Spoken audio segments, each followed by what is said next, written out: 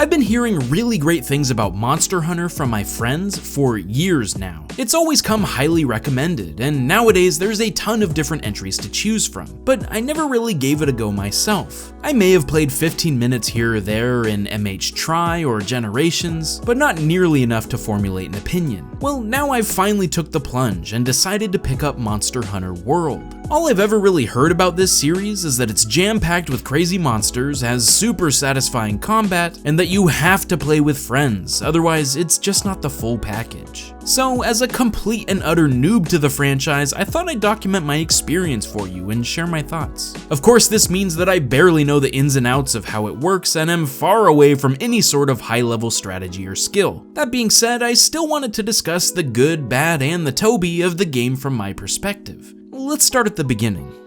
The part that drew me in most was the various monster designs. They just look so epic, and I was ready to take them down one by one. Luckily, as I had heard, they streamlined a lot of the boring junk that's normally at the start of a Monster Hunter game. Instead of gathering plants or going fishing, they put you right into the action on a quest to kill some GYVUS. Now, I'm not gonna sugarcoat it, but for the first few hours, I was not really having a good time. It's pretty heavy-handed with the tutorials, but this is excusable. It's a huge game with a lot of moving parts and extra content. But then when you start fighting for the first time, there are no tutorials whatsoever, and they just throw you into the dark and hope you can figure it out on your own. I know now that this is probably because of the robust training center, where you can learn all about combos and the various weapons capabilities, but there's not even, like a press triangle to hit things prompt. Nothing. This seemed super out of place with how much it was guiding me up until then. Combat felt pretty sluggish and clunky at first. I didn't expect the weapons to have such long attack animations compared to how fast the enemies move. Some of this stuff is to be expected. I needed to learn to roll out of the way and look for telegraphs. But maybe I was just going in with the wrong expectations or something, because the combat was a lot more calculated than, say, a hack and slash or character action game.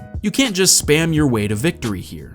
Another thing that was frustrating early on was the fact that monsters run away from you after causing it enough damage. You'll have to chase down your foes at least 4 or 5 times over the course of a battle. And when you're just getting the hang of things, this can feel like you're not making any progress, or that it's dragging out the length of a fight. I can't really think of any other boss rush style experience that does this. In addition, the lack of any sort of health bar makes it pretty hard to tell how much of the encounter you have left. Of course, I found out later that they do gain a little skull on the map screen when they're near death, and I will say the different colored damage numbers help me to find their weak spots and deal heftier hits. But again, I think it all had to do with my assumptions going in. I wasn't really sure what Monster Hunter was trying to be. In games like Dark Souls, it's a test of wits. Can you survive against the enemy's onslaught and aggressive nature? Shadow of the Colossus is more about solving the puzzle of how to damage it than a fully fledged confrontation. Multiple phases were expected, reminding me of games like Fury or Cuphead, but running around trying to find it and then keeping up the pursuit certainly was not. Once I understood the basics and what Monster Hunter was trying to accomplish, however, things started to click into place. It is a game about hunting monsters after all. They aren't the ones that'll be searching for you. You have to put the work in to take them down. It was around this guy. Is it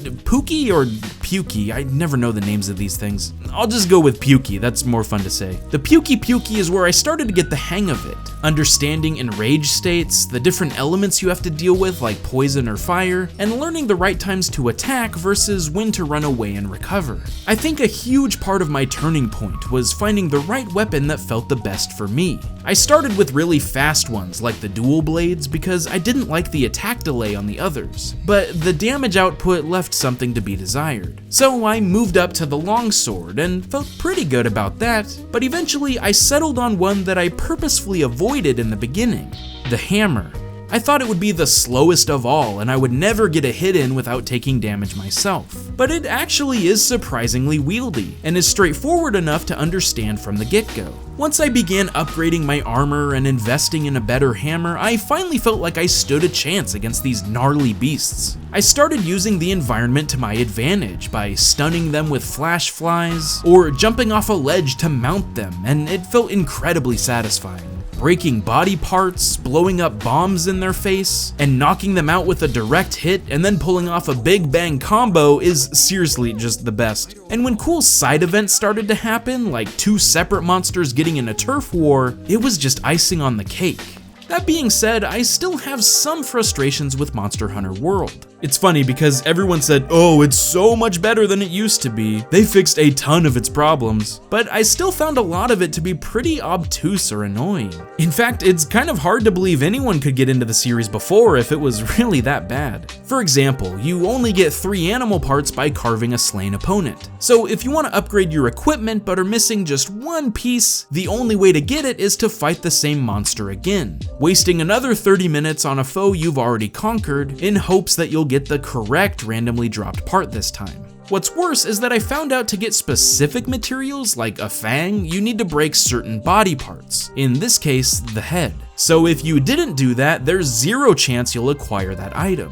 It starts to feel pretty grind heavy, especially because the mission plays out more or less the same every time you redo it. Now, of course, this only matters if you care about a specific armor set or something, and I more or less just trekked through the main story, but it's pretty annoying to be 1 tiny little piece short of a wicked cool new hammer, and the only way to get it would be to start the same process you just finished again.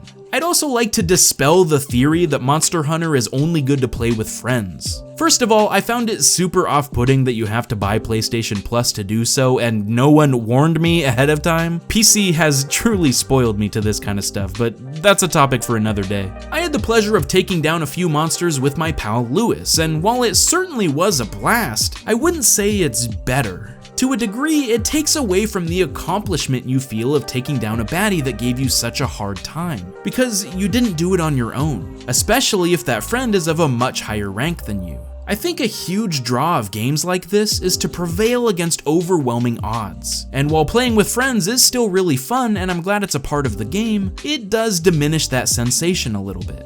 I think when it comes down to it, Monster Hunter is a lot more fun to actually play than to be an outsider looking in. Before, if I watched a friend on stream or through a Let's Play, I was like, oh, that's dumb, now they have to waste time chasing after it? But now, as I'm in the driver's seat, it's like, oh, you want to run away from me? Get back here, you piece of literal garbage, I will end you! The best time I had with the game was in those clutch moments, when you only have a couple of minutes left and you can tell the enemy is hanging on for dear life, and then you land that final blow to victory. There's nothing like it. On the flip side, however, it can be very demoralizing when you spend what feels like ages wearing down a monster's stamina, only to have it leave the area and lose the mission. Or getting stunned and fainting for the 3rd time, feeling like there was nothing you could do. Seriously, I know you can get certain equipment to lessen the effect of stunning, but it seems pretty random when it actually happens or not. The worst deaths are ones where I feel like I'm helpless. But I think that's sort of the nature of these huge, lengthy boss battles. Longer fights means the stakes are higher, and it can feel like a waste of time when you lose, or an extremely uplifting finish when you finally overcome.